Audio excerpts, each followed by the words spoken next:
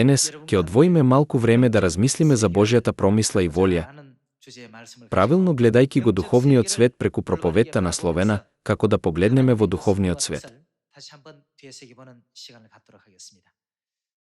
Кога луѓето размислуваат за разни прашања, тие често доживуваат човечки емоции како што се среќа, страв и многу други чувства.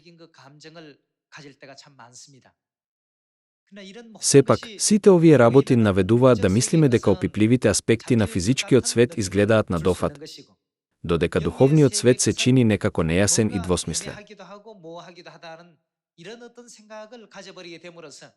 Како резултат на тоа, честопати имаме послаба надеж за невидливиот свет во споредба со видливиот. Сепак, ме тера да се запрашам, дали изворот на моќта што действува во физичкиот свет во кој живееме може да не биде од невидливиот свет? Без моќта на духовниот свет, физичкиот свет никогаш не би можел да постои. Преку многу параболи и учења на луѓето во светот, можеме да разбереме дека и нештата од невидливиот свет можат навистина да постојат. Се сеќавам дека зборував за приказната за отпечатокот од камилата. Двајца арапски трговци тргнале на долго пустинско патување за да водат бизнис. Едниот верувал во Бог, а другиот бил атеист. Додека двајцата трговци патувале, меѓу нив се појавила дебата за тоа дали Бог постои или не. Едниот рекол, Бог постои, додека другиот тврдел, нема Бог. Дебатата меѓу оние кои тврдеа дека Бог постои и оние кои го побиваат тврдењето дека нема Бог продолжи интензивно. Како што се стемнуваше, двајцата мажи ги поставија своите шатори во пустината и решија да ја поминат ноќта таму. Ги врзаа камилите за колци со јажиња, ги распакуваа сите нивни работи и двајцата изморени мажи легнаа во шаторот. Сепак, кога двајцата мажи станале наутро за да го продолжат своето патување, откриле дека камилите исчезнале. Двајцата трговци се нашле во прилично тешка ситуација. Отсуството на камила, кое им било превозно средство и превозник на многу стоки, ги довело двајцата трговци во животно опасна ситуација, предизвикувајќи им голема криза и тешкотии во пустината.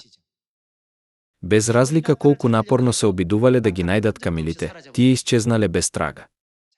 Во тој момент, атеистот ги открил стапките на камили. Откако ги открил стапките на камилите, тој се исполнил со голема радост и извикал: ги најдов камилите.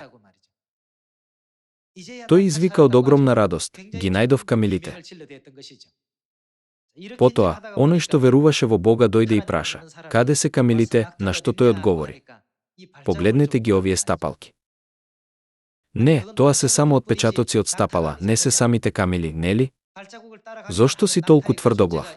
Дури и 3-годишно дете би можело да разбере дека следењето на овие стапалки укажува дека камили постојат. Тогаш човекот кој верувал во Бога ги изговорил овие зборови. Тој рече: верувате во невидливата камила само затоа што ги гледате нејзините стапки, но и покрај тоа што безбројните Божји стапки се очигледни во целото создание, како можете да не верувате во неговото постоење?